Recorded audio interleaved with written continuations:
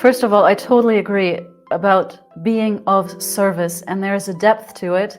As you say, when you know, it's there, you feel it, you embody it. And that's the beauty of allowing everything to flow in service to the highest good of all. And some people misunderstand. They say, like, what, now I'm of service? Now I have to give myself up for others? It's like, no, that's not what it means. You're still allowed to set boundaries, and all of that. But in the way you go about in this world is to serve a greater good, a higher purpose. And once you come into that state, it is so beautiful because there is more ease in it, and being of service, as you say, it all comes back to you. Welcome to the Consciousness of the Way. I am your humble servant and Sifu, Taoist Master San Qing, and it's still Christmas morning. I come down to the tree, and sure enough, what has the universe brought me but this incredible being? I want to welcome to the podcast today, Marysol Ximenez-Carrillo, a energy healer, a channel, and a sound healer, and of course a singer, which, my goodness, that's how we deliver the true essence of this incredible state that we're in right now. I just want to welcome you to the podcast, my dear friend.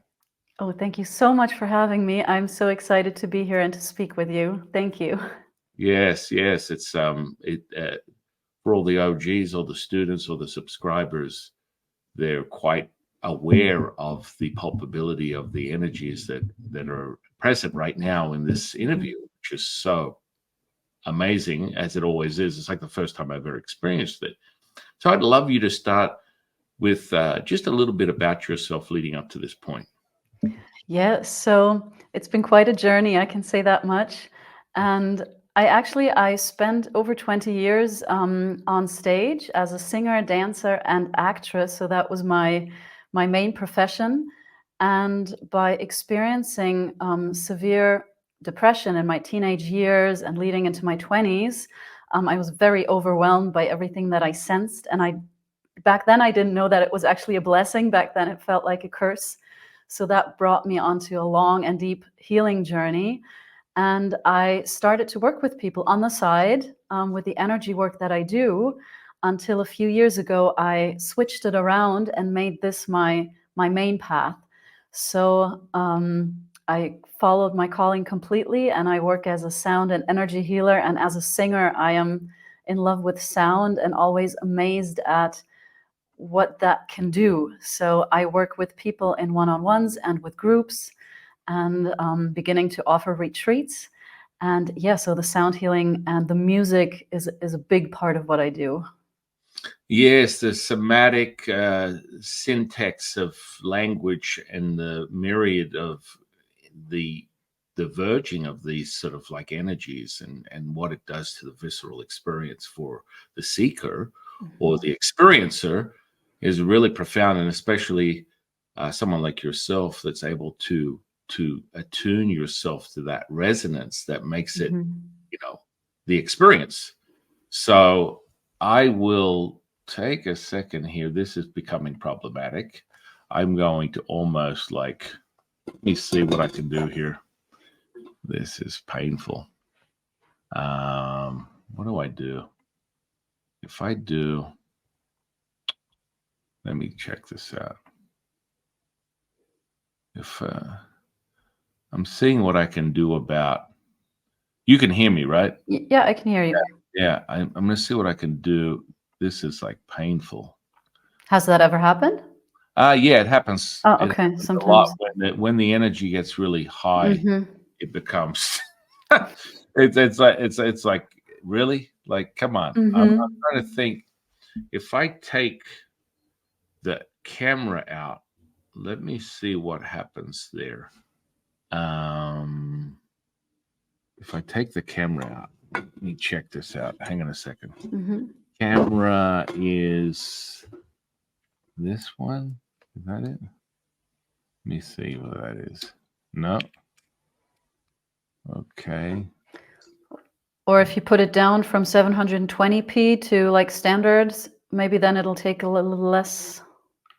Don't know if that might be.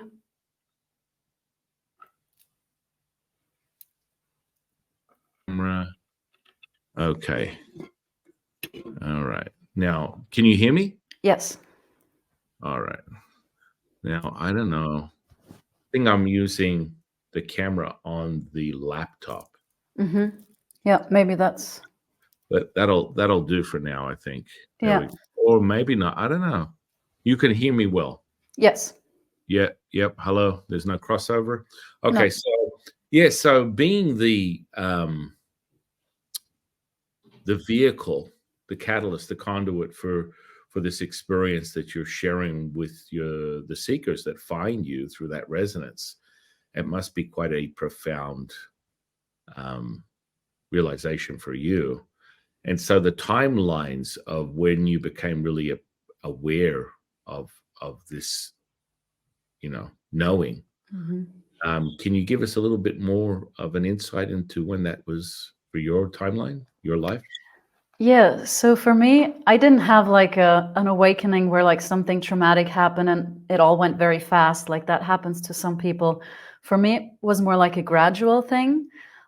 So luckily, I was always aware that there was more, that I am a soul in a physical body. So my mom has always been very spiritual. So because of her, I was aware of these things and also because I sensed it. So I was very lucky to have that because in that phase of my, I'll say, dark night of the soul, of my depression in those teenage years, it felt so painful to exist as a human. It was so like this just black hole within me, like swallowing me up. And I felt like I can't bear this. I can't be here. So I was never suicidal, but I think that was because I always knew there's more. And I always said, I'm here with a purpose. I chose this lifetime. And if I go now, if I leave, I'm going to have to do it again. And I actually have a pretty good life. I've chosen a good family. So I might as well just do it now and get to the bottom of this. And that was like my starting point. And after having tried out like the standard therapists, and I'm sure there are wonderful ones, but I ended up with some that were very much, let's say, on the 3D analytic level that just didn't help me. And then I came upon some incredible people that work in the field of healing and consciousness. And by working with them, doors started to open, and I started to understand why I felt the way I felt, and I started going deeper onto that journey. And so from that point on, it was a continual moving deeper into it. And when I decided that I want to work with people as well and started taking courses and everything, that's when I also had to move deeper and deeper in order to do that. So it's really been like a deepening path of the past over 20 years. And yeah, of course, the journey continues, but that path has brought me to where I am today. Wow. And so, do you have a specific source of information? Normally, there's monologues, dialogues. Ultimately, the monologue would be the present moment, and you being the present moment would realize all things as now. I have dialogues with my teachers. Ultimately, they're facets of the diamond perfection that we call within Taoism, and they sort of reflect on the ultimate realization, the mother of all things, which is the monologue when I'm at that present moment to realize a physical healing, a manifestation, magic, anything of that nature.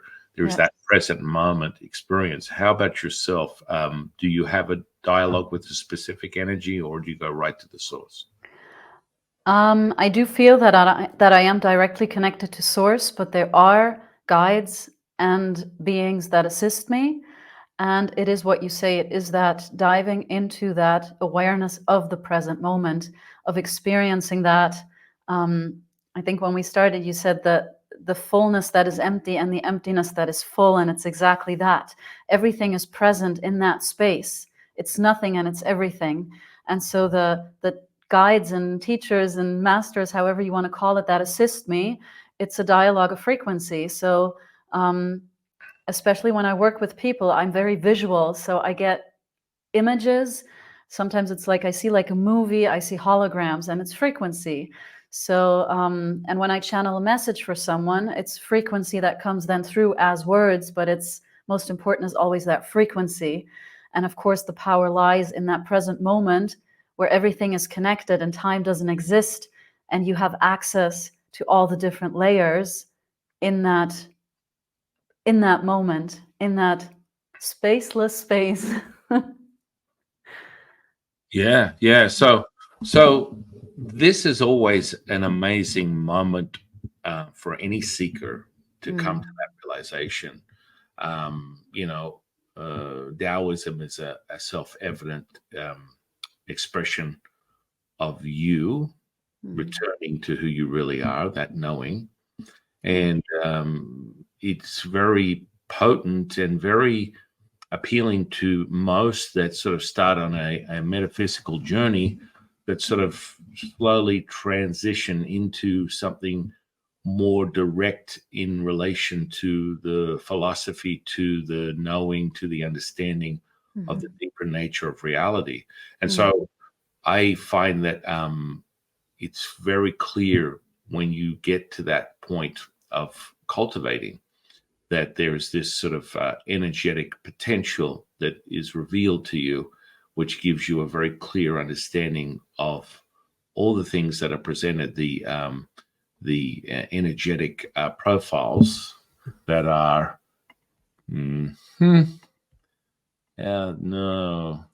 here we go. Always so interesting.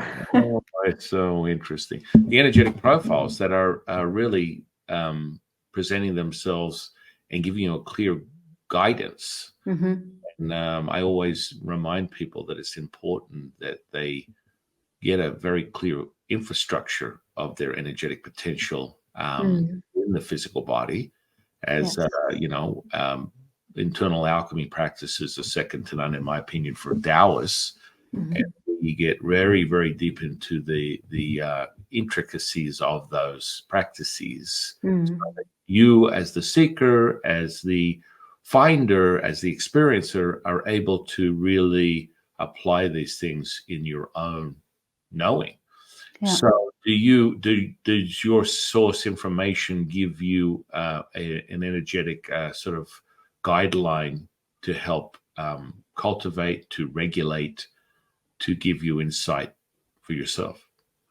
Yes, absolutely. So it's been a really powerful journey of this stepping away and becoming this nothingness, to be that open vessel, to be completely detached from any outcome, to be open, so to hold that space for anything that is possible. And when I am in stillness with myself, I am guided into that depth, into that connection, into the deepening of my channel, into the opening of it, working with my voice, different levels opening. And for me, it's always been really important to ground in here to this incarnation, into this earth, so that the gifts that I share or that flow through me, let's put it that way, that I am grounded here in this presence, that it's anchored in, that it has a substance, that there's a space for it. So they show me again and again how to ground into my own beingness here, so that the channel moves into both direction, open to the multidimensionality, but at the same time grounded here. So that's what I used to have more trouble with. So they would guide me into that and how to do that. And show me when I'm moving too fast, when I need to slow down. So I feel like I get very clear guidance of where they want to bring my awareness to, in order to be able to hold that space as that channel in that moment. Yes, and so the potential when you're in line with the present moment, what would you say the experiencer is sort of having this realization of? Is it a physical, emotional, spiritual, energetic alignment? How would you describe that? So for the person that I work with, for instance? So yeah, so the experiencer, whether it's physical, energetic, spiritual, what do they normally? It depends on the individual or the circumstance. Yeah, of course, it depends on the individual, how deep they're willing to go, how open they are, where they are in their journey. So it can be experienced on all those levels, on the physical, on the spiritual, in the emotional, mental body. Mhm. So, and some people are very visual as well. They have deep visions. They see a lot. Other people are deep in their senses of the physical body, how something shifts in the body. So there's whole variety of how you can experience this. Yeah, yeah. It's always good to discern and affirm. I'm in no way within a Taoist understanding of the universal potential of the mother. Hmm. Do we ever, lean towards a very limited perspective? And I mean, basically, it's the starting point for everyone, right? The dualistic Hmm. understanding of what is the nature of reality. Everything is good and bad, up and down, in and out, heaven and hell. And that's where you start. And that's a great thing. There's nothing absolutely wrong with that. And everyone has their own epiphany, their own moments. I Mm. tend to not lean on anything that is fear based because that's a Mhm. catalyst for distortion. Emotions are the distraction of the human experience because it tends to lead you down a path where you are constantly in this struggle within this Mhm. dualistic realization. So, always the first thing we like to do as a Taoist is to regulate those energetic Mhm. potentials as you are a micro of a macro, which creates basically synergy within your universe as you are the universe. Mm. So I find that it's really important for people to develop their seeing and being able to um, decipher Mhm. what is the energetic potential. What does that really mean? Because I'm doing this over 32 years on this earth knowingly, consciously, and I've really discovered that most people, they get embodied into this experience and they tend to, how do I put it? They become, they start siphoning their own life source, and they don't Mhm. realize they're doing it. And it comes in Mhm. all forms, right? So, if you're an Yeah. attorney, an accountant, a runner, a visionary, a psychonaut, a gypsy, an elf, whatever it is, Mhm. your attention intention will be focused at a certain point, and that will, if you're not cultivating correctly, and I'm not saying there's anything wrong with what people are doing. It's just problematic when you start siphoning from your life force. So Yes. normally a red flag is like people are like, I've had a long day, I'm exhausted, or that Mm. took a lot out of me, or my goodness, that person is very needy.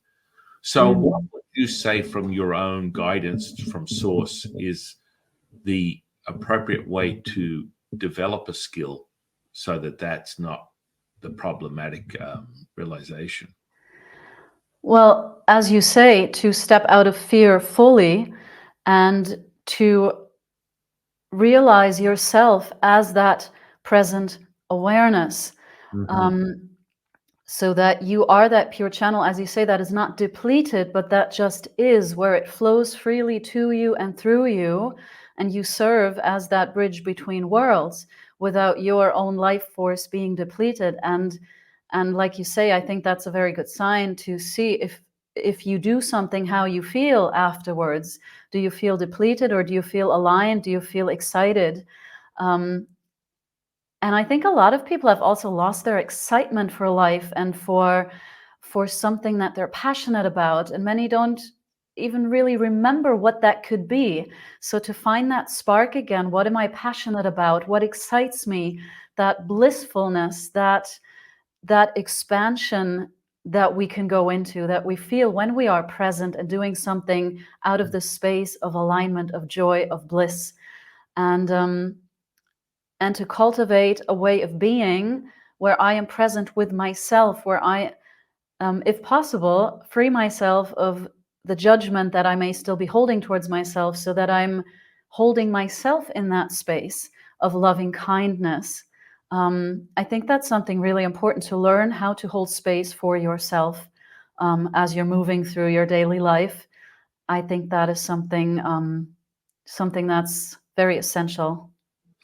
I would have to agree. I think through your own admission earlier, it's very refreshing and so aligning for a lot of people Mhm. that are watching this, because there's a journey where you reference the dark night of the soul, Mhm. and you reference that you would experience depression. Now, these are things that are really the obstacles of 99% of people that are living their humanist lives. And it's really, in my opinion, so it develops not just hope, but a knowing that there's something greater out there when Mm. someone is incredibly resonant as you are in this, the ability to maintain and hold a frequency that is so pure, crystalline, divine state of knowing. And, it's like, really, I mean, I'm getting high, you're getting the chime. Like, it's now, and it's really beautiful, because you cannot, as the old expression, fake it till you make it in this space. Yes. This is where I've seen that chill you're getting ready, it's right now. And Hey. there we go. Let's see. We'll hold this line.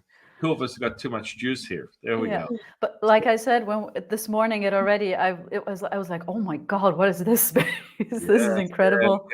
Yeah. yeah. It's funny because Patrice also was like, I'm normally the one just giving, but man, I'm receiving today. It's Mm-hmm. like something else. It's like, yeah, absolutely, brother. I Mm-hmm. mean, this is what it's about. It's a collective, and the more we maintain that resonance, Mm. the more masterful you become at holding that. And we can, lick an ice cream, juggle some oranges, and hop on one foot also, because Yeah. it's part of that, as you referred to, that multi-dimensional ability once you access the present moment. Mm. And, this resonance that I was just speaking of, and how powerful that is, it's like, you can't fake that. There are many people in this space at the moment where it's it's problematic, because Yes. there's this huge influx of people that have realized, hey, well, it didn't work out too well for me on Broadway, but I can definitely get a job doing this. And people Mm. they're not as sensitive as you and I are to the intricacies and the profiles of these energies. And that's what Mm. one of the most important things for me is teaching people how to be finally in tune with that, because everyone should have that ability. They do Yeah. have the ability. You just have to help them remember it and refine it. But Mm-hmm. it can be problematic, because that's where you get some channels that I come across that are like, I can only do about 30 minutes and then I'm exhausted. And Mm-hmm. you and I both know where that's going. So, Yeah. Yeah. and that's someone with their own admission that has been doing it 20, 30 years. And I'm like, wow, Mm-hmm. your life force is diminishing on a daily basis when you Yeah. don't have to do that. From a Taoist perspective, we cultivate this physicality, right? We always remind the man mortality is real. And Mm. furthermore, we always speak on that everything, the mother is a bellows. It Mm-hmm. contracts and expands at the same time. Man is not like that. Now, when you understand that and you realize that you are not this flesh and blood, what can harm you? Then all of a sudden you bring your A game. All of a sudden, this present moment can be transmuted into this physical flesh, and you can change the trajectory of your lifespan, Mm-hmm. how you cultivate. Yeah. So that nourishing of the 50 trillion cells that we call this flesh and blood, and you become a maestro of that. And then you can dictate where you want to put that 0.07 Mm-hmm. millivolts of electricity. And then Mm-hmm. you become the catalyst and conduit for incredible enriching lifespan, which is part of this incarnation, re-upping and looking at what the potential of your conscious collective is, and ultimately, from a Taoist, it's being in service. It's the selfless. Yes. And, Yes. and so people go, well, I don't know whether I'm, I think I'm there. And I'm like, you don't have to think. If you're thinking, you're not knowing. If you're knowing, you're feeling. And so many people get conflicted by that. The charge we're getting, we're dancing with the energies back and forth this whole podcast. There's this understanding that, when you embody this, the default is selflessness. And so when people go, well, I don't get the idea that I need to be in service of others. And I'm like, it's not you having to get the idea. Like, when you understand that the profile of the earth, as you are the earth, you are the universe, your physical flesh is a representation of you're an ambassador to the earth. And people are like, what are you talking about? Well, you're in service for the conscious collective. Humanity is the driving force, as is every planet that you go to is another macro, micro, and it has its own community of beings that are also facilitating this type of experience. So once you come to that precipice and that charge we're getting right now, once you get there, you come to that realization that being in service to others is being service to yourself. Yes, absolutely. And people are like, hang on a second, what? Yeah, absolutely. Oh, well, I could get down with that. Oh, well, good. Yeah. Because when you are in service to others, you're in service to yourself. And that's that mirroring effect within the universe that we speak of. The Jade Emperor handed an incredible, powerful, potent incantation that we use, always handed out within a podcast. A power abundant in its giving you will receive, unifying the body with the spirit with the energy, bringing heaven to earth, transcending all is one, one is all, revealing perfection manifest. That is your gift. That is your offering. That is your gift. That is your offering. That is your gift. That is your offering. And that pulpability and that wave and oscillating of energy that you experience is exactly what we're speaking of. And so I really I'm very excited about your realization through your own journey, the potential of yourself as the conduit and the human barometer of this sound, and reference singing. So it's such a potent delivery system for what we're speaking of. Can you speak more about that? Yeah, sure. So first of all, I totally agree about being of service, and there's a depth to it. As you say, when you know, it's there. You feel it, you embody it. And that's the beauty of allowing everything to flow in service to the highest good of all. And some people misunderstand. They say, like, what, now I'm of service? Now I have to give myself up for others? It's like, no, that's not what it means. You're still allowed to set boundaries, and all of that. But in the way you go about in this world is to serve a greater good, a higher purpose.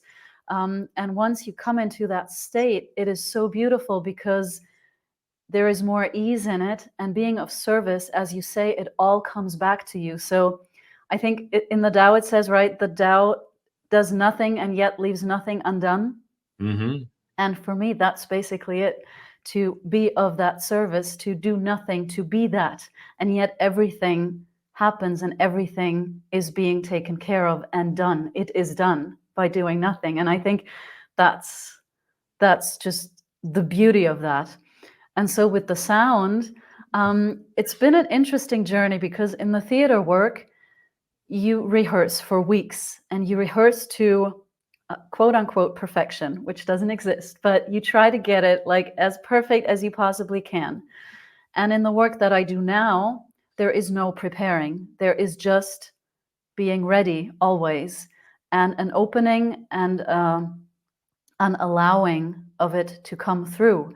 So when I work with someone one-on-one or a group, I don't know what's going to happen. I don't know what's going to be shown to me. So I had to learn to trust in my abilities to receive what is meant to come through in that moment. So my intention is always to be the purest channel of service to that person and the highest good of all, that everything and anything may be seen and shown and felt and perceived what is meant to in that moment. And to trust that. And the same for the sound, because I sing intuitively, whether that is an event for a group or in a one-on-one, I never know what I'm going to sing. So it's like I receive a cosmic frequency that is translated through the waves of sound. So I perceive it in a wave motion, and it moves into the physical body and the non-physical body, and it reaches such a depth. It's like where words are not enough anymore, the sound moves. It's like, you know, if you're on stage, you're in a scene and the emotions build up, a song comes in, you know, there's too much that you can't say, and you begin to sing. And in this, you don't even have words. So I sing sounds and light language. And when that came through, I was like, that was like such a revelation, because light language is a tool that is so intuitive and so connected, and such a beautiful vessel to be filled with the frequency and the codes and the light and whatever it is meant to flow through, that I am so moved every time with what comes through and how it assists a person on their journey. So the sound is just, yeah, there are no words for it. Yeah. Yeah, no, I mean, it becomes really palpable. And, I just finished transcribing the Tao Te Ching 2024 with Lao Tzu. It's my teacher, basically my muse. I'm in direct communication with him on a second by second basis, and that was really powerful. That we call the Tao Te Ching the magical register within Angel Alchemy. So each verse is an incantation, and each incantation has 81 different levels of conscious awareness that you develop from that incantation, and it goes with a frequency, a color, and a shape. Oh, And okay. so you get deep, and it becomes all instantly palpable. And just like what we're experiencing right now, it's like visceral. It's a visceral thing, and you experience it. So it's in English. It's also in Pinyin and Mandarin. So the Pinyin is sort of for people that want to sort of edge along, working on the different tones of Mandarin and being able to transmute that into a sing along. And of course, you can sing it with the English spoken word, and it has this catalyst effect that builds on itself, just as through your own admission, through your own experience, your self-evidence, and just anyone who's experiencing this conversation. It's so dense, it's so palpable, and that's energy. So this is sort of something that is really a ground sort of like for I think a lot of indigenous practices, they come to that realization of sound. Within Taoism, it was sort of revealed to us through the universe, originally through the Jade Emperor giving it to the Yellow Emperor mentoring Lao Tzu, and then of course Lao Tzu having his own mentor being Supreme Purity, which is his immortalized version of that, and he is basically part of the creation of the cosmos. It just gets deep, and you get excited. You start thinking, well, I don't need to anymore. I just become this present moment and go, wow, it's palpable. Yeah.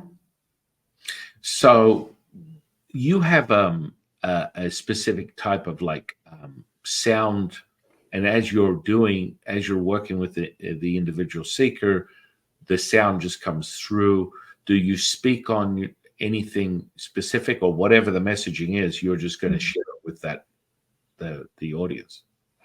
Yeah, so I receive like a cosmic journey for an individual or a group, and I'm being shown like a movie, and I take them through it. So like a visualization. and the sound comes in specific moments and supports the journey, the healing of it, the transmission, the activation. So in my events, I have soft music that I'll sing to intuitively. At specific points in the journey, it opens up the dimensions even deeper. And in a one-on-one, I might sing without music. So if there's a part of the journey where there's a specific activation or release, a lot of people have blocks in their throat chakra. They're having trouble speaking their truth, bringing what they truly are into expression. There are fears, so we do clearings for that. And I'll receive a transmission of sound specifically for the realm of their voice. So that is often just a cappella without music. So it may start with just a basic sound that begins to create a certain space and move into the physical and non-physical layers.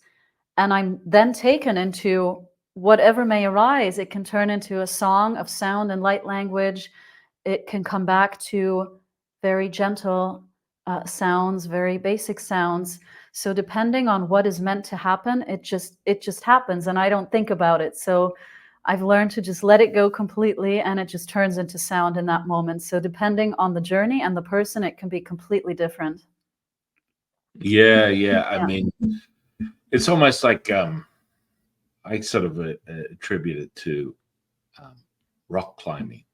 And Mm-hmm. people are like, what a weird analogy. Well, you get your handle on one rock, and then as you're reaching, which within the understanding of the mother, contracting and expanding, as you expand, you then sink into another one that concentrates the energy, then expands again, and then Mm-hmm. it expands again, and then that's that charge we got right now. It's like that now moment is how powerful that is. And just sampling what you put out, my dear friend, holy moly, my hairs on the back of my neck. It's profound, as it should be, because you are now the present moment.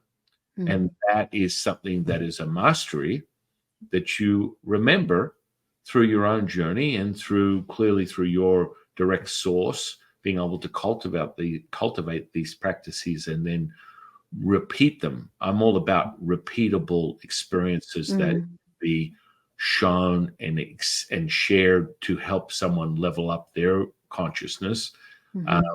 Glimpses tend to be more problematic, yet most of this community starts with a glimpse, and they're seeking to find a direct line. If that makes sense. Yes, absolutely. Yes. Yeah. And that's the beauty in sessions. So for me, it's really important, as we said before, to be of service to that person in that moment and to assist them in opening that inner door of experiencing themselves as all that is, as the divine spark that is being expressed through their being here. So to assist them in coming back to their own power and light and sovereignty, and to assist them in seeing who they truly are and remembering, because it's all about remembering. We're not broken, there's nothing missing. I always say we may feel broken at times, but we're not actually broken. Our core, the core of our being, is always whole, is always in divine perfection. And it's beautiful to witness it when someone comes back to that realization and realizes that they are all that they're seeking. It's all there. It's just about remembering and shedding those layers, and limiting beliefs and perceptions that we've placed upon ourselves through upbringing or society, trauma, whatever it may be. But when that realization comes in that we are not that, we are that which lies beneath it, even though those layers may feel very real, but that can be so freeing to know that's not who I actually am. So I can shed those layers and return to who I actually am as this beautiful being. And so that is what I hope to assist people with, that they remember that part of themselves, and it does happen a lot, and it's just so beautiful to witness. Oh, it leaves me wordless. There's no necessary construct to define what we're experiencing right now. It's just the present moment, and it's so profound, the resonance. And you being able to decipher through your own self-evident journey this ability to tap into that resonance is a real gift to the community and to humanity, and bringing us back to remembering, as you put it, who you really are. And within Taoism, we always speak on the man who has never left the village. Let him know he's seen the world, because it's right there, it's right inside you. And you talk about the layers, and I know that there isn't a person on this planet Earth that can hold distortion when they're in the presence of your resonance. So there's two things that take place within a duality when they're in the presence of Marysol's resonance. They either love you or hate you. Have you experienced this before? Yes, absolutely. So there are some people that don't like me, and I'm totally okay with that. I've learned to let that go. I say, as long as I show up with kindness and respect and speak my truth from that place of loving kindness, if someone doesn't resonate with that, that's totally fine. And I think all of us that do that, that show up as these beings that we are and speak our truth, sometimes we trigger people by that, because there is a resistance in them. There is something that scares them and it triggers them. So, I mean, we're all projecting onto each other. So I think it's very important to not take anything personally. Still, I mean, if you have your trusted friends and family that, they'll give you truthful feedback, that's wonderful, and to reflect and look at yourself and keep doing that. But a lot of people will project a lot of stuff onto you. So I've had to set boundaries in my life because people were clearly overstepping in a huge way. And I had to set some boundaries, which I did as respectfully as I possibly could have done. And their wound of rejection was triggered so profoundly that I was told I was heartless and cold and all these things because I wouldn't show up for that person as they wanted me to. So sometimes that happens, and that's okay. So yeah, I mean, within a Taoist seeker's understanding of the nature of reality, we go deeper into the construct. And so the construct, as I referred to earlier, is this understanding that the polarizing effects of this electromagnetism, which is the construct of the 3D reality, which is basically cut from the cloth of perfection. So we're in a distorted dimension. That's how it is. Everything is being created from light to wave to matter to particle. This is what has happened, and that's what you're experiencing through your intention. So from that perception, you create this dualistic world that we perceive, which is still an offering of the universe, which is an expression of the mother. It, all intensive purposes, distorted in a 3D reality. But we must remind ourselves we cannot see the 3D if we're not already in the 4D. So we're sitting in that 4D on the precipice of stepping into the 5th void of time and space. And I truly believe that Marysol and myself bring that resonance so that you have the opportunity to remember and step back to the original state of perfection that we all are. And so when that becomes present, people sometimes will be confronted with their proverbial shit. And so that, from an emotional, as we spoke about earlier, gives us pause to reflect on that the emotions are a distorted version of your universe. The fluidity is not there. It's now your opportunity to regulate that so your universe is, as we put it within Taoism, Wu Wei, effortless action, effortless effort, or more commonly within a spiritual journey, the flow. And when we get the flow and when everything is present this moment, profound miracles take place. And Mm-hmm. so, I would find people, very hard to digest that, your knowing can be perceived as, and I have that happen quite often. You're a little bit of a know-it-all. You're a little condescending. You're too egotistical. No, I'm fully aware of who I am. Mm-hmm. It comes in the form of a mutated version of what is deficient within yourself. Mm-hmm. And so that reflection, as we talk about the mirroring effect, where everything is a mirroring effect within the incantation of the Jade Emperor, unifying the body with the spirit with the energy, we are mirroring off each moment that will repeat itself, contract and expand to now, which is what we call the Wu Ji, the stillness. And so that center point between the breath in and the breath out is the now. Mm-hmm. And so that's the mother. So even within this 3D reality, we're able to obtain the mother. We're able to obtain the present moment, which will bear the fruit of perfection. It will return you back to what you know. And I'm never, one of the things Lao Tzu likes to remind us of, never make it about yourself, and your life is effortless. Mm-hmm. So, I think through your own admission and mine also, the realization that it's never about you, and that, the experience, the resonance will raise the experiencer to this realization of their emotional content. And of course, what most people tend to do is attach it to a place, person, or thing, and it becomes problematic instead of identifying that it is a transitory thing, that it's just a moment away. So, from the contracting and expanding and understanding the mother is that, but knowing that the contraction expansion of all things is abundant, timeless, endless, limitless, infinite, which is when that human seeker comes to that realization they are not, as the Jade Emperor would say, when you believe you're not of this body, what can harm you? Oh, nothing.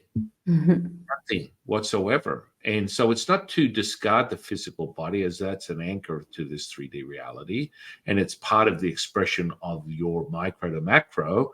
It's nourishing that, making that vehicle the most efficient it can be at expressing perfection and being the tuning fork for that. And so once they come to that realization, and you referenced boundaries, do you still find that necessary now with your own cultivation, understanding that you are me, I am you? What is there to fear? You mean considering boundaries now? If it's Yeah. No, I haven't had to do that anymore, because I feel like I'm more grounded in my being, and those situations are late, or they were quite a few years ago. So I haven't experienced that in that way anymore, because I think I don't need to experience it in that way anymore. For when you are in that realization and in that presence, I find that it becomes easier and easier that people just either flow from your life, others gravitate towards you. It becomes a more effortless dance. But of course, I think those encounters taught me a lot as well. Like you say, it's the mirroring effect. What is it about me in that moment that is being mirrored to me? So having gone in deeper and deeper, especially in the past years, I do see great differences in how I experience the outer world, and how people, or my interaction with people, and how that all comes together. As I said, in that beautiful dance of moving away and coming closer. And it becomes more flowing and more effortless.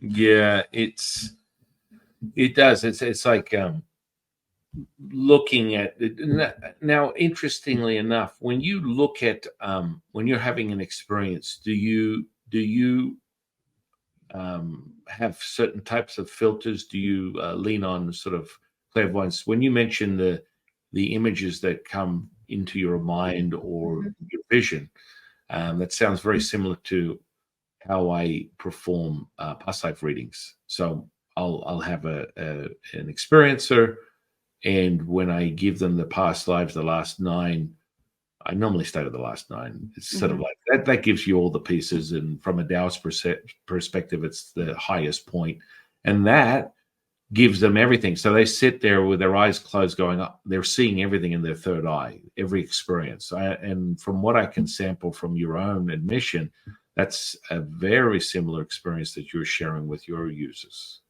Oh, absolutely. I see it very clearly what happens. And when I see what the sound or the journey shifts within their physical or non-physical body, I see it like in a hologram. I see something shifting, moving, and I'm always being guided of where to take someone next, or where something is connected to. Like if I'm not able to speak my truth, especially for women, sometimes it's connected to your sacred womb, not feeling safe in your beingness as a woman, reconnecting to that sacred energy, bringing that into expression. So different body parts may light up where something is connected to, or where an energy cannot flow freely, where there's something stuck. So it depends, or I'll see streams of codes that go into a certain area where something is being shifted or vortex is moving. So it's like a full high resolution, colorful movie that I see, where it keeps shifting and moving, and as we go along in the journey. Yeah, yeah, Yeah. it's really powerful. I just put it under the blanket of sensory perception. And, Mhm. when we develop all these skills from a Taoist seeker, you become extremely insightful to someone who may have not entered that journey yet, or perhaps is considering it, by giving them a deeper understanding of that construct. Mhm. Information is always individual, Yeah. yet within a Taoist cultivational practice, we have methods that are repeatable so that you can acquire these, what some people would call superhuman states of awareness that we all have access to, but most people do not have the repeatable processes to Mm. make it so. And I think that's where most people are seeking that. They're looking for a way to repeat this glimpse that they had. I had a psychic moment. I heard angels. I saw apparitions. I experienced an energetic shift. And this is a very consistent thing that I've experienced over the last 30 years, where people are looking, but they don't have the method that will give them the repeatable experience. Mhm. So it's so refreshing coming across incredible beings like yourself that have been given their direct source to cultivate practices that help people acquire that Mm. realization that they're returning to who they really are. And so, Yes. when you do group healings and things of this nature, is it is there a sort of like a processes that you would hand to the experiencer after, that they can use at their own pace after that? Because I mean, generally, when I attune anyone to anything, I always give them at least 72 hours to adjust to their new reality, because everything, Mm. and most people are like, this is digital. How am I experiencing this right now? This is crazy. But you and I both know that is energy, frequency, vibration is all things. Yeah. And, some people come to a really sobering reality very fast when they're in a resonance like yours, where it's like, holy moly, I don't even know what to say. I'm just kind of like, at a miss of what exactly is going on here. And it starts, that's the curiosity. It starts there. It goes, wow, this is very visceral. And I can't pinpoint it, but it's crazy. It's like, okay. Mm. And then they go on a journey of, well, I want to learn more. I didn't know that this was accessible, this Mm. experience, this feeling that's taking place. And so, do you give them sort of a structure?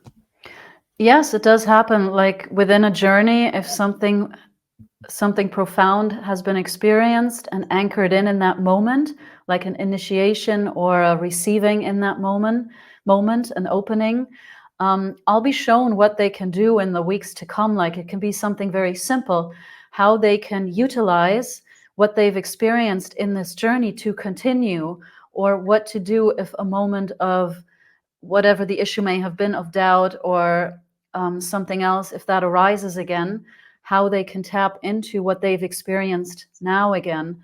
Or if it's a journey one-on-one, I often record the session. So sometimes a transmission of their higher self or the source energy, their soul's blueprint comes through.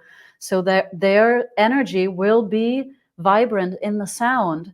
So I'll send that to them, and I'll say, you can listen to this for as long as it resonates to deepen the activation, because you can listen to it over and over again, and you'll know when it's been completed, like when something new is arising. But so I do give them that afterwards, and yeah, also in groups, messages do come through, and if something comes through, I'll let them know how they can also utilize it. And I send out a recording to say, you can journey again, see if you experience it in another way. So sometimes we do a journey, you can do it 4 or 5 times, and you'll feel different nuances of it, and different layers of that vibration that comes through. Because it's specifically for the group and anyone tuning in. And as you say, there's no time or space. So in the moment that the journey comes through, there may be, I don't know, 20, 30 people live, but in the same moment, the people, everyone who will be listening in the future is already present. So I receive it for everyone listening and for anyone who will ever listen. And I know the mind can't really comprehend that, but it's that presence in that now moment. So for those journeys, I do get like a guideline a few days before, but I'm always open. So depending on the group energy, something may shift, they may leave something out or bring something new in. So I never quite know how it's going to take shape. Yeah. Yeah. That's the beautiful part, you know. When I channel Lao Tzu, I don't even know what's going on. It's interesting. It's always fun. It's always Yes. fun, and how he approaches it from someone who's experiencing a channel like I have for over 30 years now. It never gets old. It's very palpable transmission of frequency, and you, as you're experiencing it, you're literally observing what's coming out of yourself as the tuning fork, and it's like, oh my goodness, well, I can't edit or change whatever it is. It's like and in most cases I don't even consciously remember what the experience is until I watch it back or something like that, and you go, wow, you can't make this stuff up. You can just can't. Really? Yeah. So, you know, it's direct source is, is there a language that you normally get from your guidance within the messaging from Lao Tzu? He's not very much interested in the, you know, semantics of the human's myopic neuroses. He's very much in a more relevant to the universal expression of the elements, and understanding how that will reflect on your humanness, your experience as the universe, and what that will do to you and specific points of time, so that you can really, you know, it's crazy when he says all these things, and I'm like, well, sure. And then people are like, it happened on that day, and it was nuts, and the juice. And the crazy part was, I didn't watch that transmission till 3 days after he said it was going to happen, and that's exactly what happened to me on that day.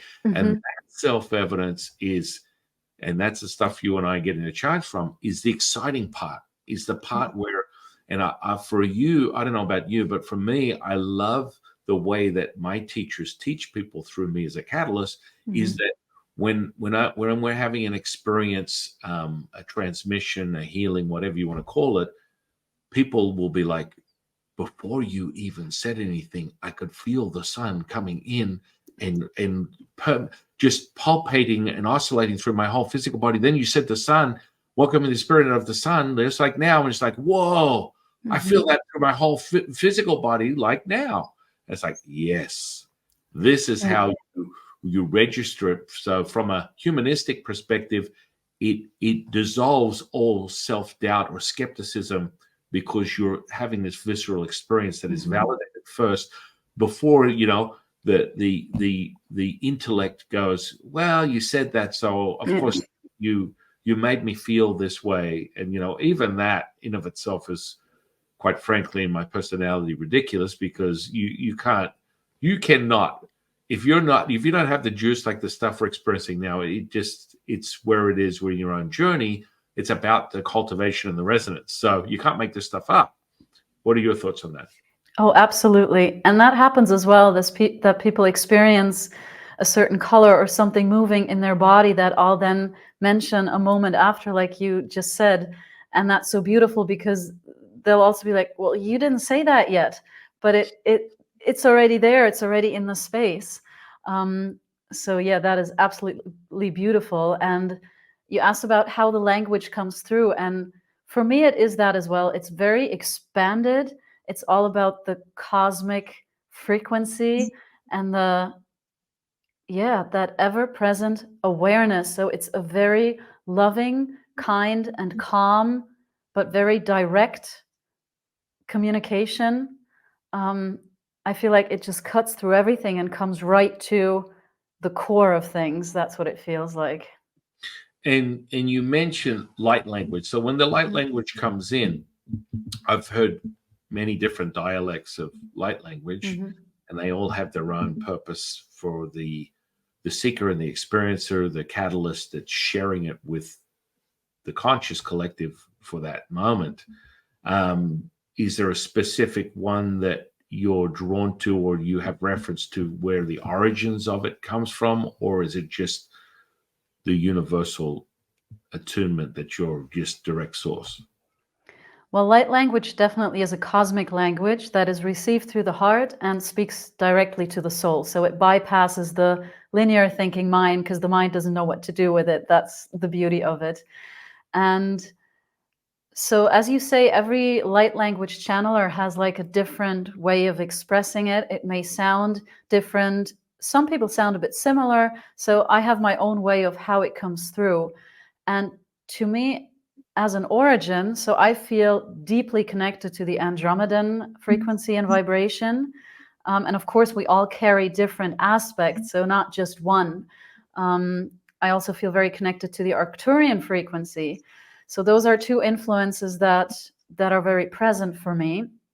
Goes also a bit further back to the Lyran, but that's like an arm stretching out a little further. But at the end, it's all source energy. It's all one big origin of awareness and frequency.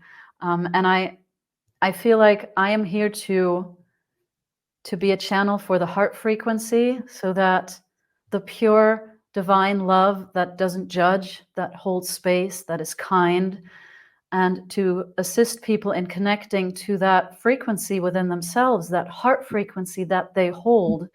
And so I received the light language, I'd say the origin of source, connected also to my soul inheritance of Andromedan frequencies and anything else that may flow through it and to it. And that is then being filled and poured into the vessel of sound of this light language that basically carries the encodement of that frequency to that person. So I'm always fascinated how it flows through. Oops. Sorry about that. I No apologize. worries. Turned up. No worries.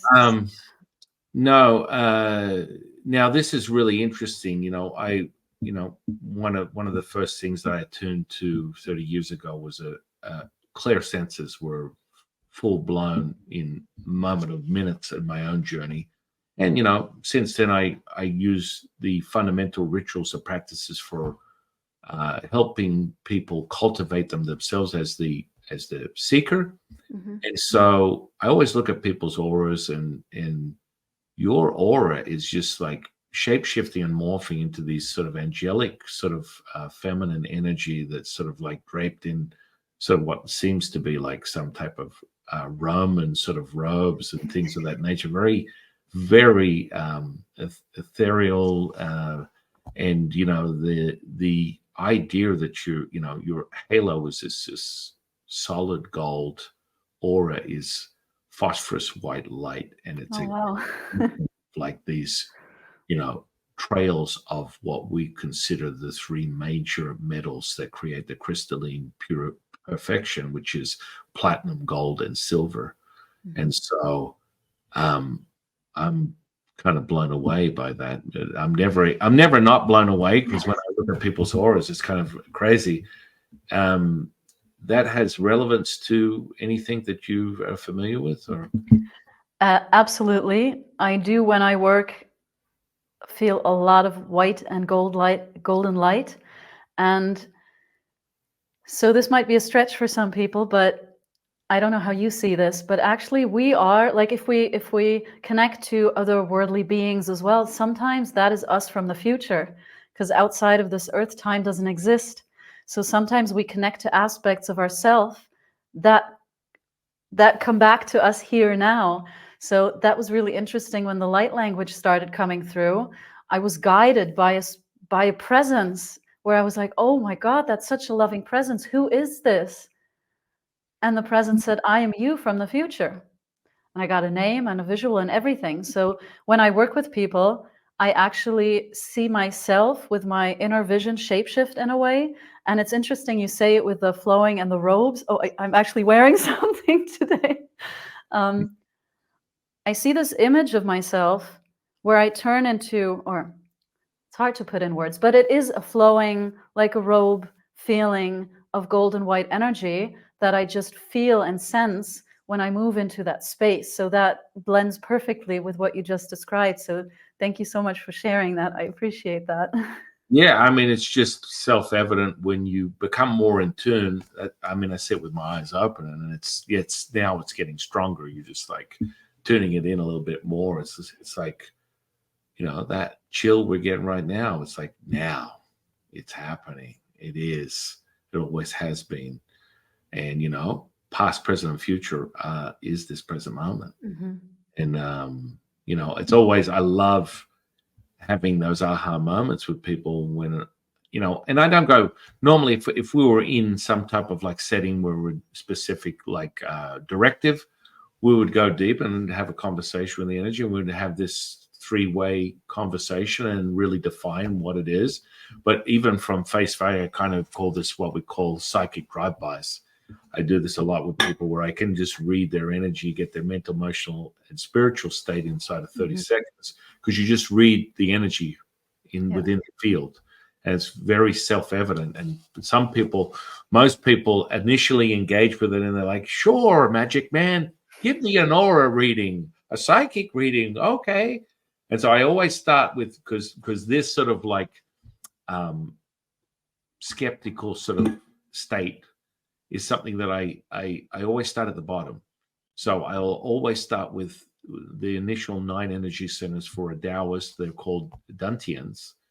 It starts with the energy potential, which is basically the earth. And then we go to what some people call the root chakra, which is within Taoism, second Dantian. Then the third Dantian would be the sexual energy. The fourth, the yellow quart or the solar plexus. Then the fifth would be someone's equivalent to heart chakra. Sixth is the throat chakra. Seventh is the third eye, which within a Taoist is one of 9 eyes that you are revealed from the upper Dantian. And people are like, what? Did you just say what? And the crazy part is when I say it, you feel it. You're like, that's true. I know that's true. And it blows my mind. And it's the same experience that we're having with you, is everything that you're sharing with the audience is so validated as a truth without having to Google it. You have the visceral feeling of knowing. And that's the most profound thing for a seeker, is to have that now moment. And so when we have this, a little conversation and anyway, so when I get back to it, I always go to the second, and by the time I get to the third chakra, most people are like, whoa, you can see this? I'm like, yeah, okay, we're good. We don't know. And so people, that's when you get a self-evident moment of a sobering reality from most people that go, this is nonsense, it's poo-hoo, you can't read people, you can't do energy, blah, blah, blah, blah. And then they have this Emperor's New Clothes moment, where how do you see that? How do you know that? And it's just part of the returning to who you are, as we keep reminding the audience through this whole conversation, is when you return back to who you are, you have access to all things. This present moment is now. So when we had that realization, you were just validating what we're looking at is a profound moment for all people, for the seeker, for yourself, for myself.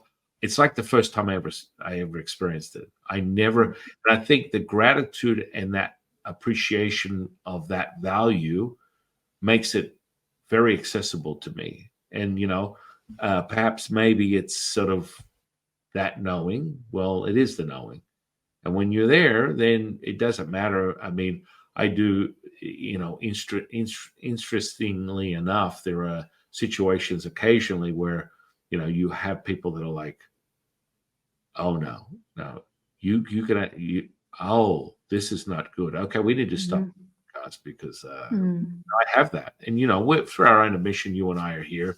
We've had it before where people just, it's like, hang on, we were both oil and balsamic, and now we're oil and vinegar, and it's not working, and it's it happens. Most people don't understand that what Marysol and I are speaking of is that present moment, and when you tap into it, I'm going to be very, very, very sobering for the audience. All bets are off. You can access this information, and most people cannot digest the idea that you're able to do that and do it with your eyes open, do it, with a casual conversation, what we like to call the multitasking, as you referenced it earlier, being available in all dimensions at once, which is that present moment. It's doable for anybody. You just need to find your own path of cultivation. Just saying. Yes, absolutely. Very well said. Yes. And I think that flows into that. I think some people are still a bit afraid of taking that responsibility for themselves, because when you step into this, then there are no excuses. It's not, I can't do this because I'm sick. I can't do this because I don't have the funds. I can't do this because whatever. There are no excuses. So we are responsible for the vibration we emit and for the vibration we then receive again, because we're transmitters. It goes back and forth. So that's a big step to say, I take full responsibility for my vibration.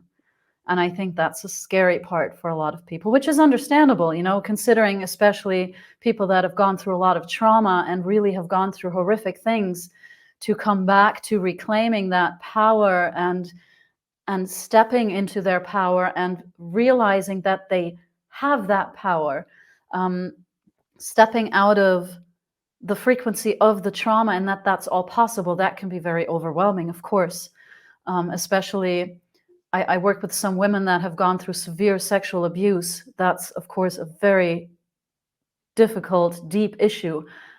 But it's also possible to release it. I've seen it happen. It is possible. And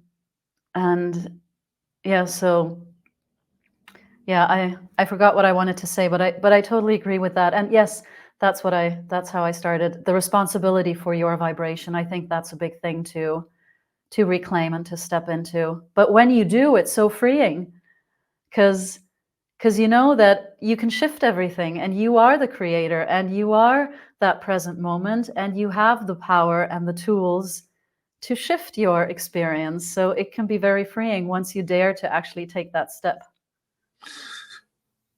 Amen to that. I mean, it's kind of like one of my favorite TV personalities would say, "Don't piss on my leg and tell me it's raining, sir." Judge Judy is, it's one of those moments where, Lao Tzu will always remind us the first point of healing is being accountable for your behavior. So, being on cruise control, meaning if you're emotional, you're unconscious, that's okay until it's not. It's that cathartic letdown is when people sober back up and go, "Oh, I'm sorry, I didn't mean to say that." Or, and it's sort of like, from a Taoist perspective, we always we will be in the question. We will be in the present moment, and the question really is, why forgive? And people are like, what? What are you talking about? Forgiveness is part of healing. I'm like, you don't have to forgive if you don't do it in the first place.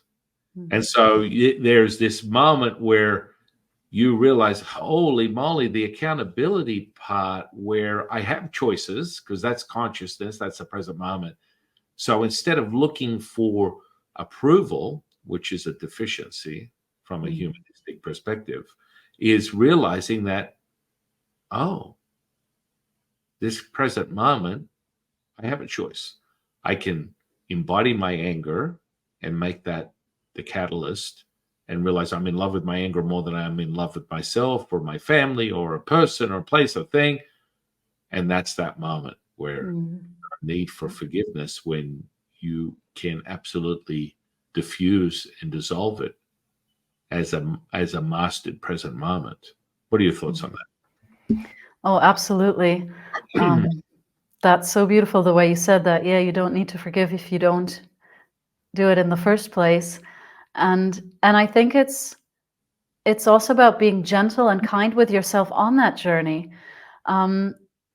because it's so complex and so simple at the same time. For instance, on my journey, I had so much self-hatred during my depression. Like, I always thought I'm not fast enough, I'm not good enough, not enough, this. And I would just beat myself up constantly. And on my journey, at some point, I realized I have so much love and compassion for others. I don't have it for myself. And that was the starting point of a coming back to that. So I just want to say it's possible to shift from that dark place of where you might say, but yeah, with my emotions, I reacted quicker than I was maybe able to stop it. And I think it's also a way of practicing being in the present moment. So the further you go down that path and the deeper you dive into that journey, the easier it becomes, because you don't get triggered so easily. There's that gap where maybe 2 years ago you would have reacted in a certain way, and now you're just present without judging it, and you don't need to react. So I think, it's important to be gentle with yourself on that journey, on that path, as you practice moving deeper into that awareness, if that makes sense. Perfectly. Absolutely amazing. That observation from your own state of consciousness, as the Taoists call the consciousness of the diamond, and every facet is a different viewpoint, and that sort of reflects right back to the bellows, and understanding that the Tao Te Ching is just 81 returning moments to that present moment, as contracting and expanding. Each incantation brings you to the Wu Ji.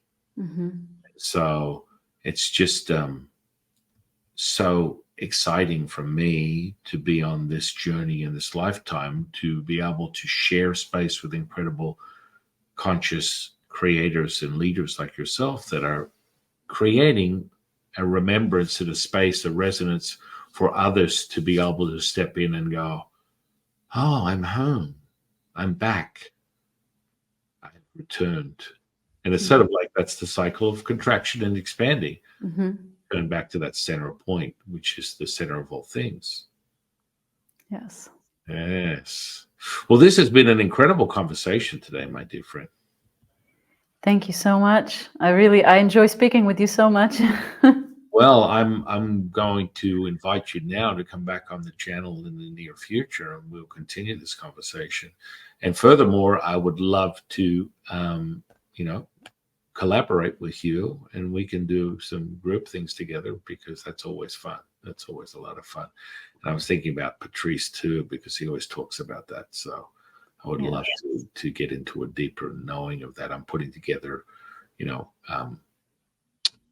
a sort of like a conscious expo out here. I'm out here in Nevada, Las Vegas, where, incredible beings like yourself need to come out and share this resonance with the masses on a more physicality level. That's presents itself in the near future. So I'm throwing that out there for many to consider potential, and it's something that we can talk about for the future, because I would love that. And so would many others. Yeah, thank you so much. That sounds wonderful. And I think it's also the time to come together and collaborate. As you just said, also with Patrice, we do some events together. And it's just so beautiful when we bring the way we show up and serve, when we bring those different aspects together. It's so powerful. And I really enjoy that. Well, I'm looking forward to that. And remembering our friendship from past lives, our bond in other lives, that we're bringing it to the forefront in this one right now. So in closing, I'm going to put all your social media under this podcast, and where that people can find you for, as you had mentioned, group sessions or individual sessions, exploring and remembering who they are through your direct channel source. Is there anything else you'd like to share with the audience? Well, I think what's really important is the relationship that we have with ourselves, and that when you see someone where you go, oh, I want to be like that person, or you're in awe of someone, that your own grandness is just mirrored back to you. So what you see in someone else that you admire, you are just that. You might not feel it in the depth yet, but that is something mirrored back to you, that you are yourself. So I think it's time we stop dimming our light, and yeah, as we've been speaking about, come back to that realization that we are all of the same source, of the same light, and we're all worthy of experiencing that. So yeah, I think that's that maybe as my closing words. Yeah, that's profound. One last question. Yes. What is the definition of consciousness? That's a big question. So I don't know if there are words to really describe it, but I think if I tried to describe it, I'd say consciousness is the ever-present, eternal awareness of all that is within all that is. Yeah, I think I would just put it into those few words. Amen to that. I never hear the same answer, which I think it's profound. I love it. So I want to thank you, my dear friend. I'm really grateful that you shared your time with us today. Thank you so much for having me. And yeah, I'm happy to come back, and thank you for offering this beautiful space. I'm really looking forward to it. I know the audience is too. So I want to thank you. I want to thank the universe for bringing you into my life. I want to thank the audience for sharing their time with us today. And I am your humble servant and seafood, Taoist Master San Qing, and I will see you on the next one, guys.